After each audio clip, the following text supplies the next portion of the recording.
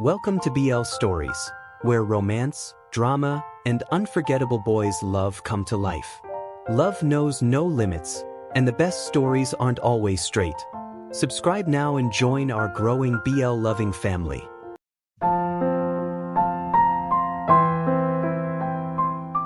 Season 2.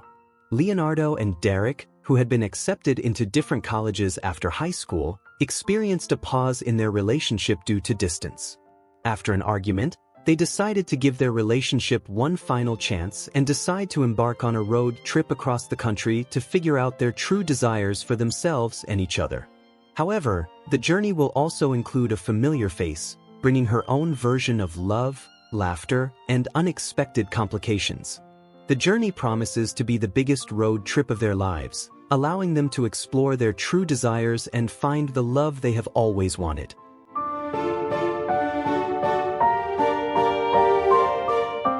Chapter 1.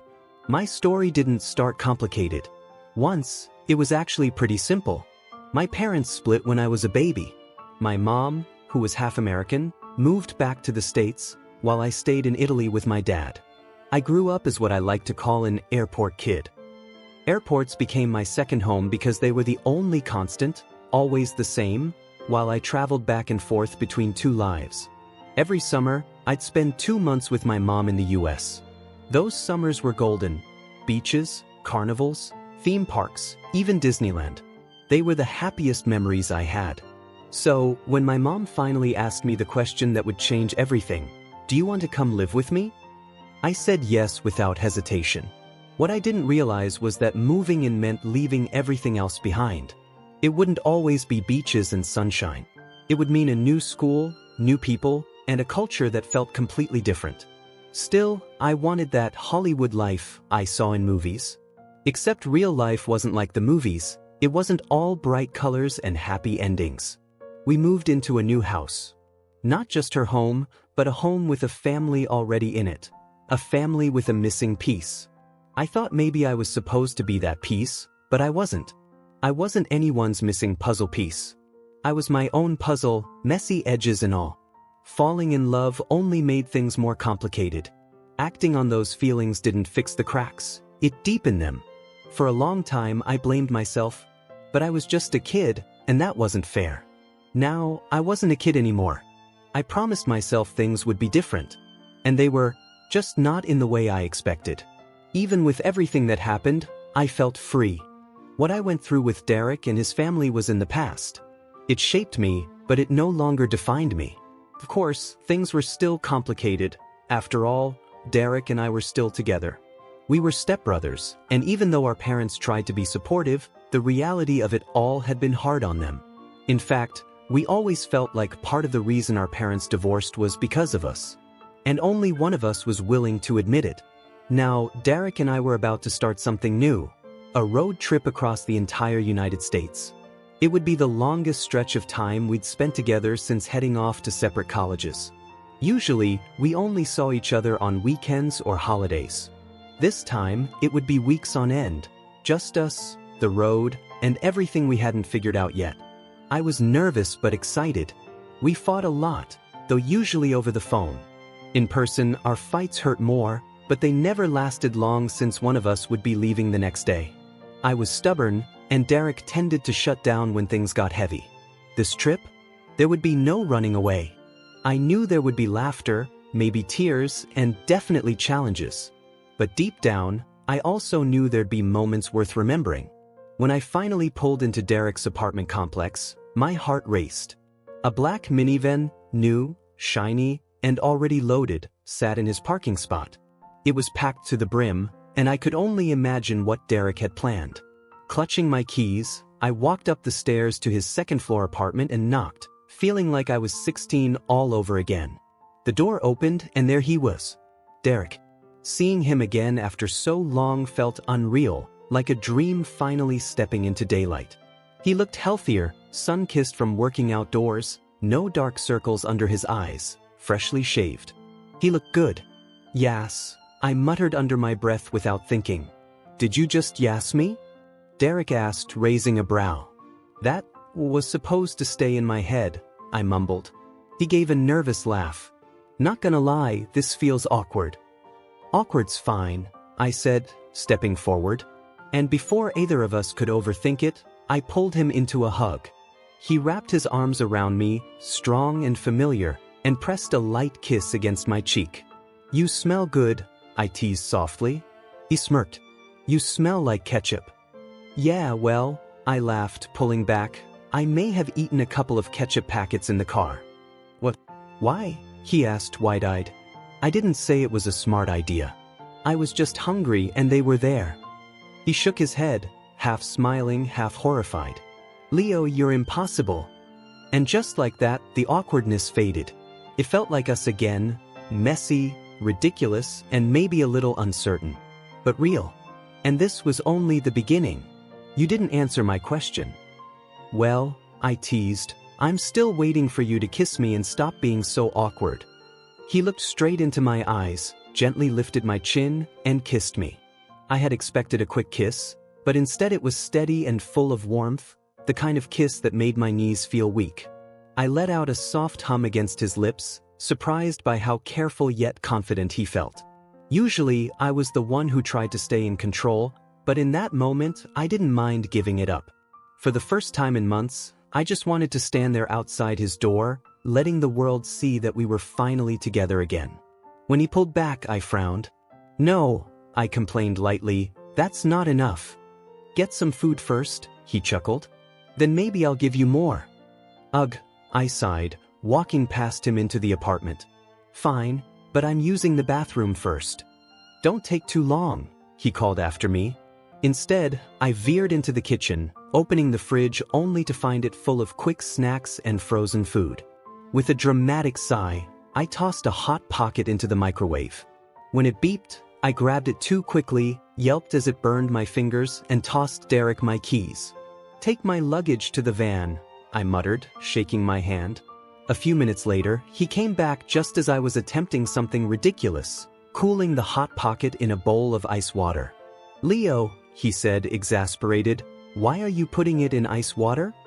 How else am I supposed to eat it? I asked, fishing it out, only to drop it again when the cold bit into my fingers. He shook his head. We'll get something on the road. You're unbelievable. You're gross for even keeping that thing in the freezer, I shot back as he rescued the hot pocket. I'm gross? He laughed, shaking his head. All right. Despite the banter, there was a softness in his eyes. Are you ready to go? I nodded. Yeah. Let's do this. We loaded into the van and hit the road after stopping for burgers and milkshakes. Sitting in the parking lot, I caught myself studying his smile, bright, genuine, and aimed at me. A knot of guilt tugged inside me. I had caused him pain, yet somehow, I had also given him joy. How could anyone carry both of those feelings at once? Back on the highway, I finally asked, so, where are we going first? Las Vegas, he replied. Oh no, I groaned. Oh yes, he grinned. Derek, you know I don't like casinos or gambling. I don't want us wasting money on slot machines. He shook his head. We're not going for that. We're going to see Britney Spears. My jaw dropped. For a moment, I forgot how to breathe. My friends and I had always dreamed of seeing her, but plans had always fallen apart. Now, Derek was giving me the chance. You're serious? I gasped. We have good seats too, he said proudly. Shut up, I whispered, covering my face in disbelief. He laughed. I'm serious. And I booked us a nice hotel for the night, so we can relax and just be together before the show. I smiled, though a flicker of guilt returned. For all the excitement, part of me still carried the memory of mistakes I wished I could erase. Mistakes that had hurt him deeply. I can't believe you did all this for me, I said softly. It's us, he replied. I wanted to. And just like that, the road ahead felt full of possibilities, both thrilling and terrifying. Chapter 2. Derek's point of view. Leo was struggling with the hotel room door like it was a final boss level. I held our bags, watching him swipe the card the wrong way again and again. I didn't correct him. Part of me just wanted to see how long it would take. After another minute, he finally figured it out, flashed me a triumphant smile, and pushed the door open. The room was incredible. To us, it felt like walking into a palace. "Move aside, peasants," Leo declared, strolling in with his hands raised like he owned the place. He really believed he was royalty. I set the luggage down by the massive bed. He immediately asked how much the room cost, but I wasn't about to tell him. I had worked too hard, saved too long, and even called in a few favors to make this trip possible. Worrying about money wasn't part of the plan. From the bathroom came his dramatic voice, "A hot tub." I followed, and honestly, I was just as surprised. The bathroom had a hot tub, 3 sinks, and a huge mirror, perfect for Leo, who was already posing, snapping selfies with peace signs and pouty lips. "What are you doing?" I asked, half laughing. "Documenting greatness," he replied, still glued to his camera. I shook my head. "Do you want food? Or sleep?" "Kind of, but not really. My back hurts from sitting in the van all day." Seeing him like this, still playful, still Leo, made me strangely relieved. When I first suggested the road trip, I'd been half sure he'd say no. But here we were. Different colleges, long months apart, and somehow, we were still us. "You want to try the hot tub?" I asked. He looked at me with that mischievous smile. "If you get in with me." "Fine," I chuckled. "Get it running. I'll change." While he set things up, I pulled out the outfit I had planned for the concert: simple black shirt, slim pants, polished shoes my dad had given me, and the platinum snake pendant Leo had gifted me years ago. It always reminded me of him. When I came back, Leo was already soaking in the bubbling water, grinning like a kid on Christmas morning. "Come on," he said. "Don't tell me you're shy." I rolled my eyes but joined him. The hot water instantly eased the tension in my shoulders. Leo shifted closer until his head rested against me. For a while, we didn't speak. We just breathed together, letting the silence say what words couldn't. "Are you going to tell me where we're heading next?" he asked softly. "We'll be passing through Utah." "You probably won't love it," I admitted, smiling because I knew he'd hate the idea of camping. Leo was more Wi-Fi and lattes than trees and tents. He squinted at me. "You're hiding something." "Maybe," I teased. He pouted but didn't push it. Instead, he dunked himself under the water, came up flipping his hair back like he was in a music video, and then leaned against me again. His closeness was grounding. For a long while, we just sat there, shoulders touching, listening to the bubbling water. No arguments, no noise, just us. Later, we cleaned up, ate, and headed out for the evening. Leo played old Britney Spears songs on repeat during the drive, making me stop so he could take photos by every Las Vegas sign we passed. He was determined to post them all online to make his friends jealous. I didn't like pictures, but I didn't mind taking them of him. Watching him laugh in front of random neon lights and roadside spots was worth it. Not once in my life did I imagine I'd be on my way to a Britney Spears concert. But here I was, standing in line with my boyfriend, surrounded by fans holding glittery signs. The venue was massive. The stage stretched wide and gleamed under the lights. We found our seats, close to the front, though not close enough to touch the stage. I couldn't afford that. When the concert began, Britney appeared like the star she was, dancers and lights filling every corner of the arena. Leo's face lit up brighter than the stage itself, and that was enough for me. He'd been waiting years for this moment, and if he was happy, then I was happy. And in that instant, even in the noise of thousands of people, I felt like this trip might really give us the fresh start we needed. Chapter 3. Leo's point of view. "Leo, will you please stop dancing in your seat while I'm driving?" Derek groaned. There was nothing better than shaking to country pop music in a moving car. I held onto the seatbelt for dear life while bouncing in rhythm, half hoping passing cars would honk at my performance. Sadly, there were no cars. Just miles of nothing, mountains, canyons, endless rocks under the blazing sun. "I will not stop," I declared proudly. "And my name is Leonardo and Derek." "You're making me nervous." "If I'm not making you nervous, what am I even here for?" "You're acting like a child," he muttered, and then said the one thing guaranteed to set me off: "Grow up." I stopped mid-move and crossed my arms. "I am not acting like a child," I shot back, my voice tight. "So maybe stop trying to bring me down." That was the thing. I had always been true to myself. Whether people liked me or not never mattered. But when Derek, the supposed love of my life, made me feel ashamed for being myself, it stung more than I wanted to admit. Just because you're unhappy doesn't mean you need to take it out on me, I whispered. The steering wheel creaked under Derek's hands. He scratched at it, his nervous habit when words built up inside him. I knew exactly what he wanted to say, but instead he sighed. Can we just not fight? But don't want to make a scene. I asked sharply. What scene? We're literally in the middle of nowhere. I glanced ahead and spotted a small diner. I can see the diner, Derek. Please, he said gently, let's just not. I didn't answer, only stared at the diner coming into view. For cars were parked outside, none of them familiar. My gut sank. Were we being stood up? We parked by the entrance. Derek looked around, uneasy. Call her? She's your best friend, not mine, I muttered. Before he could answer, the diner door opened. The little bell above it jingled and my neck prickled. Nicole stepped out. She walked straight past me and stopped beside Derek, her eyes shimmering. We used to be best friends. Do you remember that, Leo? Or did you choose to forget? I didn't forget you, Nicole. Really? She snapped. Because I haven't seen you in 2 years.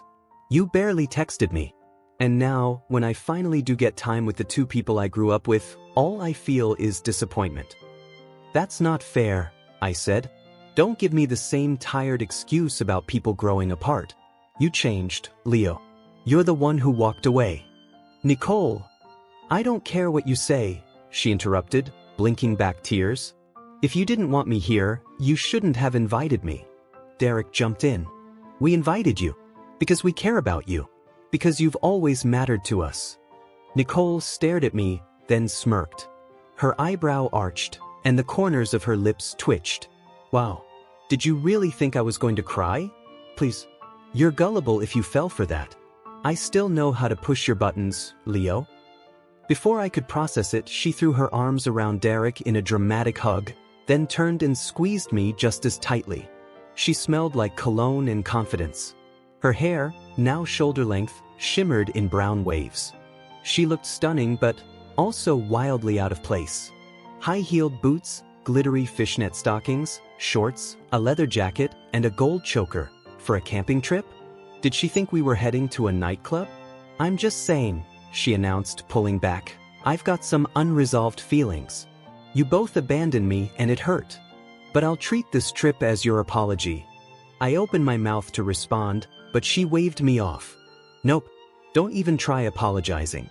You'll make it up to me during the trip.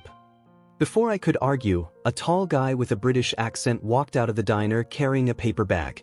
Nicole, are you ready? She snatched the bag from him, winked, and handed it to Derek and me. Then she grabbed the guy by the collar and kissed him like we weren't even there. I leaned close to Derek.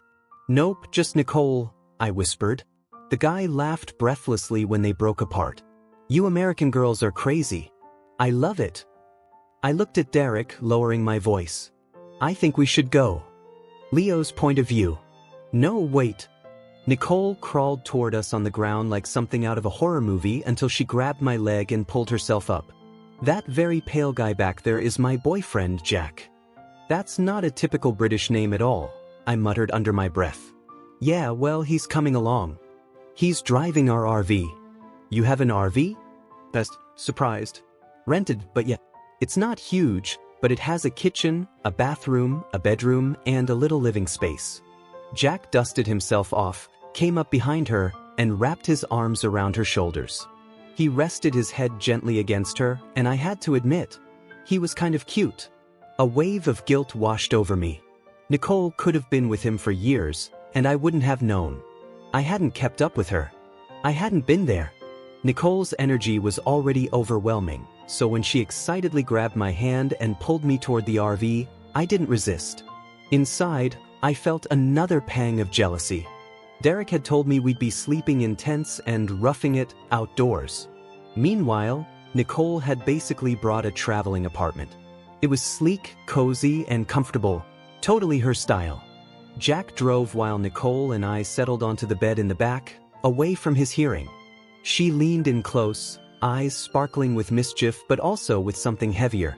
"So, how's everything?" she asked. "Fine. Why? Have you really talked to Derek yet?" "Of course I have." "What do you mean?" She sighed dramatically. "Leo, I mean really talked to him." I froze. "You haven't, have you?" she pressed. "You still haven't faced what you did." My chest tightened. I should have seen this conversation coming. Of course, Nicole would be the one to bring it up. "We've talked," I said quietly. "Face to face? Honestly? Because from what I see, Derek's been carrying so much alone. And you," she shook her head, "you just keep pretending it's fine." "That's not true," I said defensively, though deep down I knew she wasn't entirely wrong. "This trip isn't about the past. It's about us building something new, about healing. Derek loves me. We wanted this adventure together, to see new places and give ourselves a chance to grow again." Nicole stared at me, unflinching. "Leo, he's breaking." Her words sliced through me like glass. Guilt churned in my stomach until it was almost unbearable. My mouth went dry. I could feel the weight of my mistakes pressing in from every direction. "Nicole," I whispered, my voice trembling, "tell me everything. Please." For once, her playful mask was gone. Tears filled her eyes and slid down her cheeks. "You have it so easy, Leo. You don't even realize how much he's suffered. You've been so used to everything going your way that you've been blind to anyone else's pain, even his." "Nicole, what are you saying?" My voice cracked. "Why does everyone talk like I'm some kind of monster? I know what I did was wrong, but I'm not heartless. Please, just tell me." She looked straight at me and her voice broke. "He was in the hospital, Leo. And you never knew. You never checked." My breath caught. "Hospital? Why?" Nicole's shoulders shook. "He overdosed." Her voice dropped to a whisper before rising with raw pain. "Leo, he died. Derek was gone. They brought him back, but for that time, he was gone. Do you hear me? He was gone. He suffered for so long, and where were you?" "Where?" My whole body went cold. No, I don't believe you," I said, even as tears blurred my vision, betraying me. Nicole grabbed my arm, her voice fierce. "This is why I wanted to tell you away from him. He made me promise not to, but I can't keep it in anymore. And I'm sure he already knows I'd break eventually." "When?" My voice cracked. 2 months ago." 2 months ago. My heart sank. I couldn't process it. Why would he go through something like that and still stay with me? I didn't deserve him. I didn't deserve anything. "Why?" I whispered. Nicole's eyes softened with pity. "Because you don't see it. You think you have the perfect life without him. But Derek couldn't imagine life without you."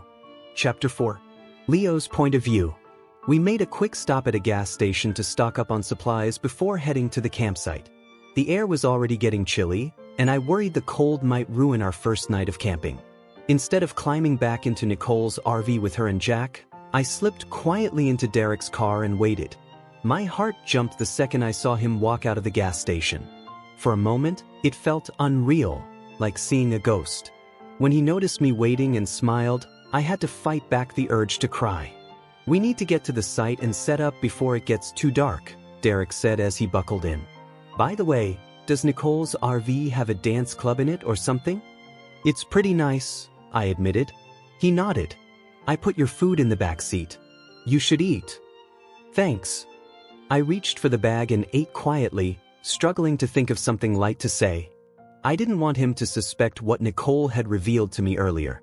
As we drove, Derek started talking about plans.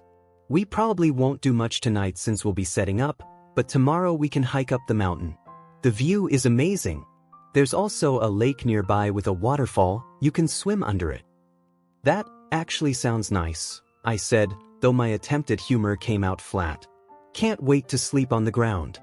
"You're not going to sleep on the ground," he reassured me. "We've got a good tent, soft padding. You'll barely notice." "Okay, but if Nicole ditches us to sleep in her RV, I'm complaining." "Don't worry, I won't let her," he said with a small smile. I couldn't help smiling back. Derek had grown so much over the years, and somehow he was still effortlessly handsome. I had always wrestled with insecurity, wondering if someone better, kinder, or stronger might take him from me. But in that moment, he was sitting next to me, eyes glancing at my lips like he wanted to kiss me right there in the car. Before I could respond, Derek turned onto a winding road. "We're here." The forest was nothing like I expected. I had imagined bugs, dirt, and nightmares. But the place was clean and welcoming, with picnic tables, a stream in the distance, and tall trees framing everything in gold as the sun set. For the first time, I thought this might not be so bad. We found a private spot with flat ground, perfect for tents. As Derek and Jack set things up, Nicole and I sat by the fire pit, laughing like old friends catching up. "Imagine if we swapped boyfriends for a night," Nicole teased. "What? No way," I said, rolling my eyes but laughing at her seriousness. "Fine," she sighed dramatically. "Guess I'll just make our tent cozy and leave you to yours." By the time she wandered off, Derek was calling me over to help bring blankets and pillows. Inside our tent, I spread everything out until it looked warm and inviting, almost like a real bed. Later, we all gathered around the fire. Nicole and Jack shared stories, how they met, adventures from college, and for a while, it felt like the four of us were just old friends on a trip, forgetting the past. Eventually, Nicole and Jack excused themselves, leaving Derek and me by the fire. When we finally slipped back into our tent, I noticed he had already set aside my comfiest sleep clothes. I changed while he watched quietly. Normally, I love teasing him, but tonight his silence made me nervous. I pulled on one of my oversized shirts and pajama pants before lying down. For a while, I closed my eyes, letting myself soak in the quiet of nature. Then I felt Derek shift. At first, I thought he was just getting comfortable, but then he leaned over, close enough that his warmth wrapped around me. "Cold," he whispered. "A little," I admitted. He pulled the blankets tighter around us and held me close. The forest outside was quiet, but inside that tent, with his arms around me, I felt safe. Leo's point of view. Derek leaned down and kissed me. His kisses were always slow, deliberate, almost torturous. While I had always been the one who kissed with urgency, like I wanted to hold on before the moment slipped away. But this time, I let him set the pace. His lips tasted familiar, comforting, like home. One of his hands braced against the ground, the other resting gently on my side. He parted my mouth with his and deepened the kiss, and for the first time in a long while, I felt what it was like to truly be close to him again. This wasn't like our quick, reckless moments in the past. This felt different. It was tender. It was real. I wrapped my arms around his neck and kissed him back, losing myself in the warmth of him. Every inch of me wanted more, but I also wanted to savor this. I had missed him, us, far too much to rush it. When he finally pulled back, I gasped softly, already missing the taste of him. "Derek," I whispered, "don't stop." He didn't answer with words. Instead, he pressed his forehead to mine, breathing in sync with me. My chest rose and fell against his, and I felt my heart racing, as if it was trying to tell me something I couldn't put into words. We kissed again, slower, deeper this time. He traced his hand along my arm, grounding me with his touch. Every movement was careful, as though he wanted to remind me of his patience, his strength, and his love. For a long moment, neither of us said anything. We just let the silence wrap around us, broken only by our unsteady breaths. The night outside was cold, but here, in his arms, I felt safe and warm. When Derek finally pulled back again, his voice was hushed but certain. "I love you, Leo." My chest tightened. "I love you too," I whispered, more certain than I had ever been. We stayed wrapped together like that, kissing and holding on as if the world outside didn't matter. Nothing else existed, just me and him, in our own little universe under the stars. Chapter 5. Leo's point of view. I woke up to the sound of heavy metal blasting through the trees. The singer was screaming, and though it was clearly a female voice, I couldn't understand a single word. My head spun, my body ached in places it shouldn't, and I decided last night must have been wilder than I thought. Still half asleep, I stumbled out of the tent and shielded my eyes from the sun. The music wasn't coming from the forest, It was Nicole's RV. Jack was outside grilling hot dogs.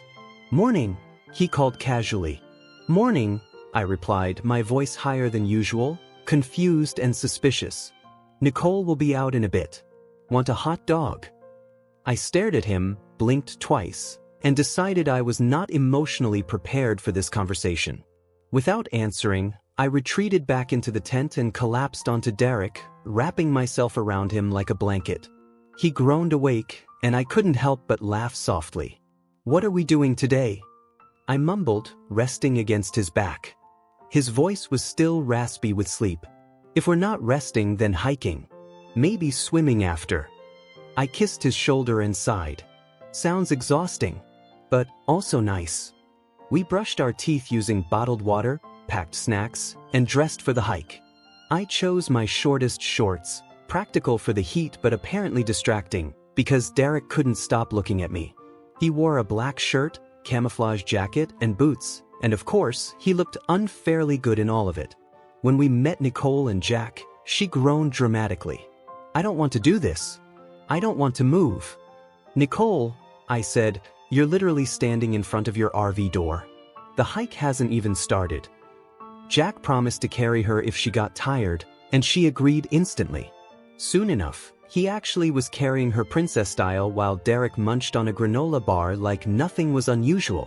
The path up the mountain was beautiful, trees lining the way, railings for safety, sunlight pouring through the branches. But my legs began to burn after half an hour. Nicole and I slowed down, while Derek and Jack kept ahead. We filled the climb with chatter. Nicole asked about school, and I admitted I wasn't sure what I wanted anymore. She teased me about my past, and I teased her about hers. It felt like we were kids again, trading insults that were somehow affectionate. Then Jack, bless his clueless soul, asked, "Wait, you guys are brothers?" The question hit me like ice water. My stomach twisted, and all I wanted was to erase that part of our past forever. Derek spoke firmly, "No, we're not." We walked in silence after that. The truth weighed on me. The complicated history, the family fractures, the mistakes I couldn't take back. Sometimes it felt like Derek and I had loved each other more in the innocence of our childhood than we did now, burdened by everything that came after. By the time we reached the top, the view stole my breath. A waterfall roared nearby, sunlight turning the spray into glittering mist. Families and couples scattered around the rocks, taking photos and laughing. It was crowded but still beautiful. "Oh, my shoelace," Derek muttered, kneeling to tie it. As I passed him, I reached down to pat his back, then froze. On the ground in front of me was a single piece of bacon. I stared at it, dumbfounded. "Bacon? What bacon?" I whispered, the words echoing in my head like a prophecy. Derek picked up a folded card lying underneath. "It's just a business card. Some psychic place," he said, slipping it into his pocket. But I couldn't stop staring at the bacon in my hands. After all this time, why here? What did it mean? Leo's point of view. I screamed when Derek tossed the paper back on the ground. It nearly blew away, but I caught it in time. Giggling to myself, I read the words. Unicorn Palace, professional psychic. Call now, 1-800-UNICORN. "Babe? You okay?" Derek asked, standing after tying his shoes. "You're holding a piece of bacon and gasping like you're about to faint. Can we go to this place?" I asked seriously. "Don't ask why. It's important." He gave me a strange look. Sure, after we leave here." I kissed him on the cheek and skipped down the path, a little too pleased with myself. The rest of the hike dragged on. I wasn't built for this kind of thing. Still, I did it for Derek. He loved being outdoors, and I had to admit, fresh air was a good break from California's endless smog. Along the trail, we found a rock formation with water streaming down it.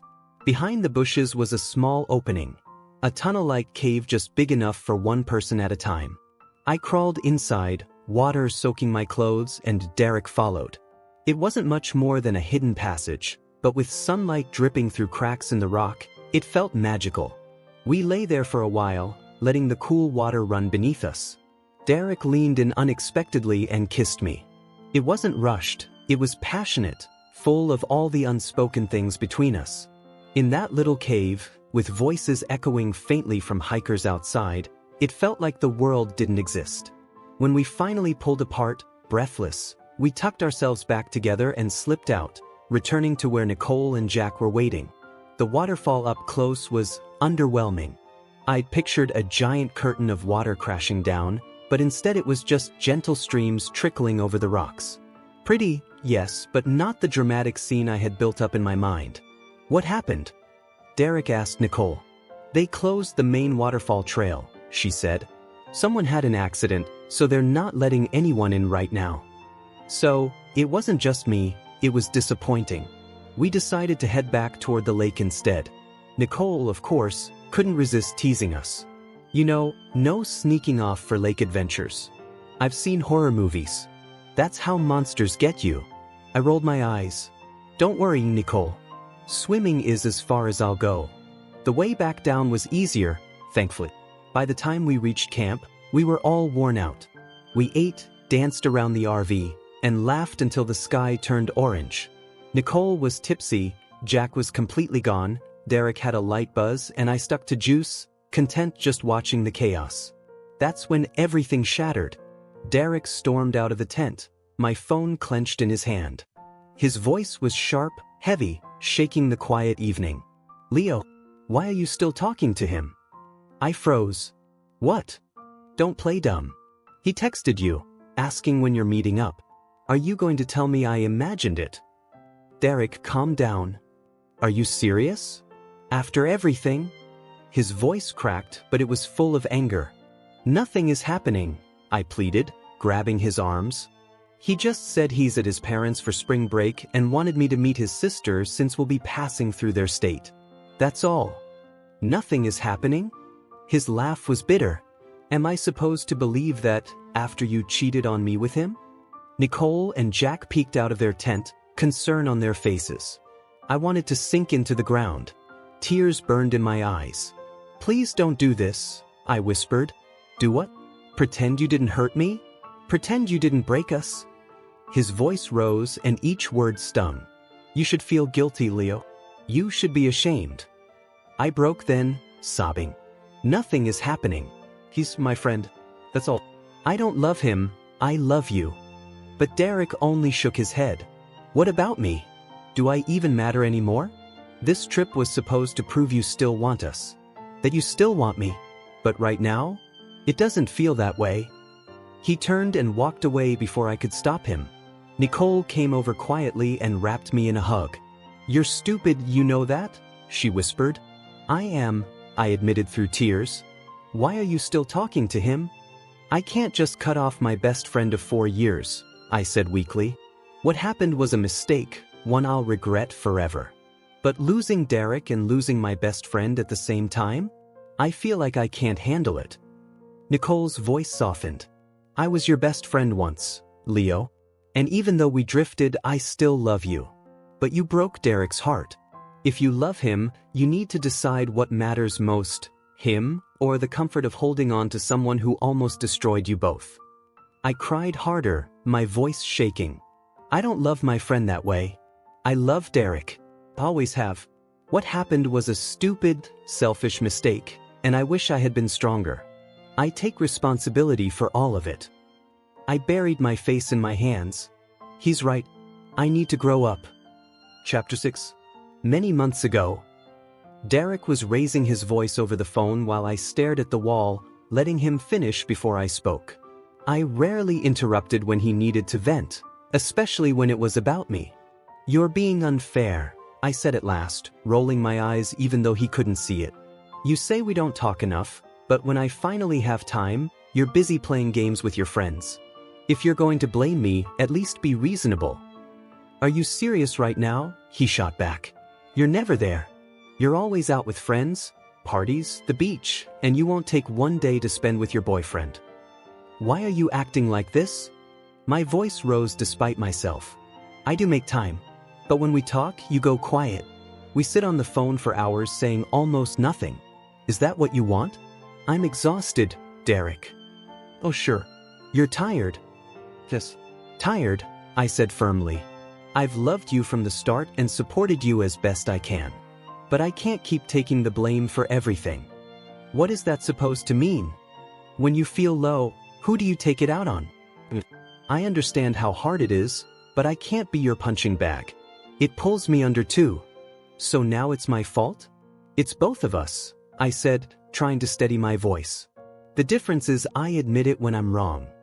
He went quiet, breathing in and out, the line humming between us. I was tired of carrying all the blame. I wasn't heartless. I just felt human and lately, forgotten. I used to believe he was my soulmate, but life kept teaching me that nothing is guaranteed. Our relationship had been cracking for a long time, and my heart was bracing for what might come next. Often, when he felt down, he would scroll my socials, see me out with friends, and spiral. That's how many fights began, raised voices, accusations, and eventually me crying. In person it could be worse, good at first, then suddenly upside down. My friends dreaded his visits. More than once, we argued so long the dorm asked him to leave. I was pretty sure I was one complaint away from getting in trouble, too. After holding the phone so long my hand went numb, I put it on speaker and lay back. We argued more, then finally hung up. Night had fallen. I cried quietly into my pillow, the only way I knew to release what I didn't have words for. Nathan walked in and found me there, which was unfortunate since last week I'd sworn I was done crying. He sighed, dropped his backpack, and sat beside me. "What happened?" he asked. "What do you think?" I sniffed, wiping my eyes with my sleeve. "Want to talk about it?" "It's the same story," I said. He wrapped an arm around me, chin on my shoulder. For a moment I felt better, until the emotions rushed back and I turned toward the wall, breathing through it. "It was really bad this time, wasn't it? I feel like we're about to break up, and I don't know how to stop it," I said once my voice steadied. I try to give him what he needs, but it's never enough. It hurts that he thinks I don't care. "You're a good boyfriend," Nathan said gently. "I see you try every day. But Derek has things he needs to face too." "I know I'm not perfect," I admitted. "I mess up, but I try to be better." "Oh, I know," he said, smiling a little. "But yes, you do try." I hate that he's alone so much. Maybe if we'd gone to the same school, it would be different. At least we could face things together instead of over the phone. "Are you going to see him next week?" "I don't want to think about it right now," I said, swinging my legs off the bed to put on my shoes. "Let's go out." "Should I call Asha?" "Yes." "There's no way we're going without her," I said, managing a small laugh. He called. Asha, who loved me enough to be brutally honest, couldn't make it that night but promised to join tomorrow. I lay back watching Nathan talk.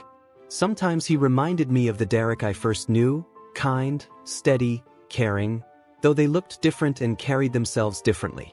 It was more the spirit of it, supportive, thoughtful, a good friend.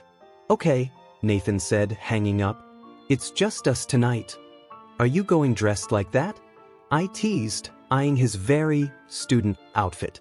He rolled his eyes and dug through the closet. I avoided checking my phone. If there was a message from Derek, I'd spiral. "Which shirt?" he asked, holding up two. "Neither," I said. "We're going to a club, not a rodeo." He snorted. "Red shirt it is." We grabbed an Uber, candy from the driver included, and headed out. It was a Monday, my class-free day, which felt like a tiny victory. At the bar, Nathan and I talked for an hour about anything except my relationship. It was a relief. Nathan got tipsy fast, I held steady. When a friend of his dropped by, I wandered onto the dance floor, swaying by myself and dodging a few invitations with polite smiles. I wasn't in the mood.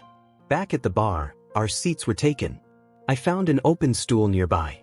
A man glanced at me as I sat, silver scruff, kind eyes, confident posture. He smiled. I returned it, subdued. "I'll get it," he said to the bartender, ordering another of his and a second for me. "What's your name?" "Leonardo." "You?" "James," he said. "You're very cute. Actually, the cutest I've seen here tonight." Instead of reacting coolly, I snorted, loud, ridiculous, absolutely not suave. Half of me wanted to make a clever joke, but I didn't have it in me. Not tonight. I just smiled, small and honest, and said, Thanks. Leo's point of view. Thank you, James. Are you here with anyone, or are you alone? He asked. I'm here with my best friend, I said. But he's talking to someone right now. James smiled and paid for the drinks when they arrived. I thanked him again, though I felt awkward. I rarely accepted drinks from strangers. It was something I usually reserved for close friends. The drink was strong, and I could barely sip half before grimacing. James laughed. Not your kind of thing? Not really, I admitted. He leaned closer. Want to dance? I shook my head. Sorry, dancing with strangers isn't really my thing. Well, what about coming back to my place later? I managed a polite smile. No, I have a boyfriend. James nodded, and I apologized if I had given the wrong impression. Just then, Nathan appeared and, without hesitation, finished my drink in one gulp. He grinned at me and I rolled my eyes. Feeling bad, I told James, since you bought me one, let me return the favor. He looked surprised but agreed. As we waited for the bartender, Nathan jumped in. You know, we've been to plenty of clubs, but this one's the friendliest. People here are fun, kind, and the drag shows are always incredible. James studied Nathan. Are you straight? Nathan blinked. No, I'm bi. Why? You just don't seem like you belong here. Something about his tone rubbed me the wrong way. Clubs like this weren't about belonging to one label. They were safe spaces where everyone should feel welcome. Nathan crossed his arms. I haven't been with a guy yet, if that's what you're implying. But that doesn't make me any less valid. The conversation soured after that. James's subtle judgments reminded me of the people who drew invisible lines even within the community. I decided to end it politely. It was nice meeting you, James. Hope you have a good night. Nathan and I left that side of the bar, grabbed new drinks, and let the music pull us to the dance floor. The beat was infectious, the lights flashing above us like 1,000 stars. I closed my eyes, moving with the rhythm, letting everything else fade away. Nathan's presence next to me felt different this time, our movements in sync, our laughter louder than the music itself. Hours seemed to pass in a blur. When we finally stepped outside, we were still dancing, still laughing, even as we waited for an Uber. The ride home was filled with giggles and off-key singing. By the time we stumbled back into our dorm room, we were exhausted but buzzing with leftover energy. We collapsed onto my bed, laughter still spilling out. Then, in the quiet that followed, something shifted. Nathan leaned closer, and suddenly we were kissing. At first, I froze, but then the music from the club seemed to echo in my head again, and I didn't stop him. One thing led to another, and lines blurred. In that haze of alcohol, laughter, and neon afterglow, we crossed into something we had never allowed before. The next morning, a ringing phone pulled me awake. My head ached, my throat felt dry, and then, slowly, the memories came back. I turned and my stomach dropped. Nathan was beside me, stirring awake. Tears stung my eyes instantly. Oh God, I whispered, clutching my face. Leo? Nathan's voice was hoarse, confused. Why, Nathan? Why did this happen? I asked, my voice breaking. He sat up, covering himself, realization dawning on his face. I don't know. I swear, I don't know. I would never hurt you. I would never. He trailed off, unable to finish. I shook my head, sobbing. We've shared space, we've been close, but we were never this. We weren't supposed to cross that line. The silence between us was suffocating. My thoughts twisted painfully. I remembered the night in fragments, remembered wanting his closeness, and that terrified me. Because Nathan was my best friend. Because Derek was the one I loved. And now, I had done the one thing I thought I would never do again. Chapter 7. Derek's point of view. A laugh slipped out as I watched Leo's Snapchat story. He was at a carnival with friends, climbing onto a ride just as it started moving. The video cut off right before he fell. It shouldn't have been funny, but it was a small ride that only spun in circles, so I knew he was fine. I swiped through the rest of the story. Most of the pictures were of the back of his head, which probably meant one of his friends had taken over his phone. I'd been to that carnival once with him. It was magical in its own way. The food had been my favorite part. But what always struck me was how it never seemed to rain there. Somehow, the sky was always perfect. From across the room, Nicole and Priscilla bickered over homework, tossing sarcastic remarks and laughing at their own inside jokes. I groaned, wondering again why I let them come over every day when libraries existed. When Jesse knocked at the door, I let him in. He greeted me with his usual big hug, strong enough to knock the air out of my lungs, and left as quickly as he came. Nicole and Priscilla ran out soon after, desperate for ice cream. Alone again, I went back to scrolling. Another update from Leo appeared, this time a selfie with a friend I didn't recognize. My chest tightened when the guy leaned in and kissed Leo's cheek. It was harmless, I knew that. They were just friends. But still, jealousy crept in. Later that night, Leo called. "Who was in the pictures with you?" I asked. "Oliver," he explained. "Nathan's cousin. He's really sweet." "Is he?" I hesitated. "Derek," Leo interrupted gently, "no. He's just a friend." We fell into a comfortable silence. It was late, and I could tell Leo was tired but free for once, which explained the carnival trip earlier. "Let's get on video," he said, ending the call and switching over. When his face filled my screen, he was still talking to Nathan off camera. He muted himself until Nathan left, then gave me a smile. "Sorry. Ready to watch something?" I nodded, already pulling up Netflix. Leo teased me about taking off my shirt, and though I laughed it off, I did it anyway. It was dark in my room, so I doubted it made a difference. He curled into his blankets, looking comfortable, familiar, and beautiful. We debated what to watch and finally landed on Riverdale. The first 3 episodes pulled us in: the music, the atmosphere, the mystery. We laughed, we teased, and for a while it felt like we were in the same room instead of miles apart. Before signing off for the night, Leo blew me a kiss. I smiled, holding on to that little moment. The night had been good, better than most. But deep down, I knew peace between us never lasted long. The next day, another fight would come. Derek's point of view. I dropped out of college. I couldn't keep up anymore. The stress was crushing, and my job demanded more from me than I could balance. After that fight with my dad 2 years ago, he stopped supporting me. I was on my own. Someday, I plan to return, but probably for something different, because the dream I once had no longer motivated me. When I told Leo, he was furious. He thought it was a mistake, but he wasn't the one juggling bills and exhaustion. He had a part-time job he enjoyed at a women's clothing store. His school was covered by his mom and stepdad, his rent paid for. He didn't carry the same weight. I didn't argue. I just wanted peace for one day. We'd already been clashing for 3 days straight. More than anything, I wished we could live together, but distance and responsibilities made that impossible.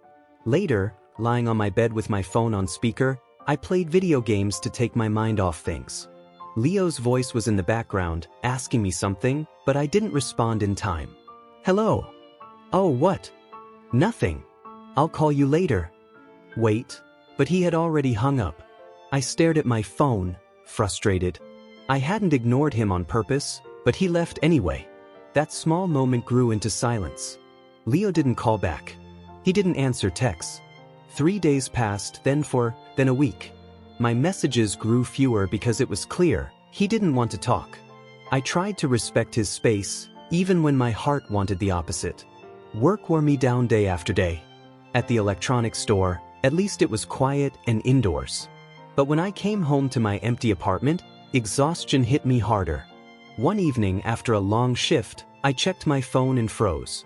4 missed calls from Leo. My heart raced. I called him back immediately. "Leo? Everything okay?" "Sorry, I was at work." "Derek." The sound of his voice made me smile at first, but the heaviness in his tone cut through me. "Why, yeah?" I stammered, suddenly anxious. My stomach twisted, my hands shook. There was silence. Just his breathing. I already knew something was wrong. "I cheated on you." The words struck like lightning. My chest tightened, and my eyes filled with tears before I could stop them. "Why?" My voice cracked. "Please don't cry. Please, Derek." But I couldn't hold back. This wasn't what I expected, Nothing could have prepared me. My entire body felt numb with fear and heartbreak. I don't know why, Leo continued, his own voice trembling. I was drunk. It just happened. I don't love anyone else. I only love you. It was a mistake, the worst one. I don't expect you to forgive me, but I don't want to lose you.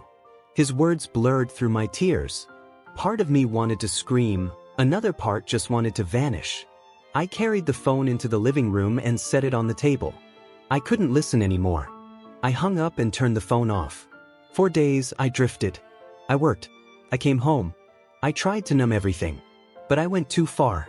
The next thing I remembered was waking up in a hospital bed. My body ached. The room was filled with faces: Nicole, her parents, Molly, and my father. My father. Nicole gasped. "Oh my God, Derek, he's awake." The doctor explained what happened. My world had gone dark for a while. I had died, just for moments, but they brought me back. They called me lucky. But was I? I looked at my father, standing at the foot of my bed. His eyes were tired, shadowed with guilt. For the first time in years, he looked like the dad I remembered before Mom passed. Kind, soft, human. But it hurt to realize it took this much, me nearly dying, for him to look at me that way again. Maybe people were right. Maybe no one truly cared until it was too late.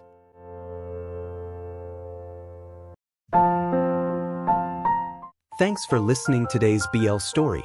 If it made your heart skip a beat, don't forget to like, comment, and subscribe.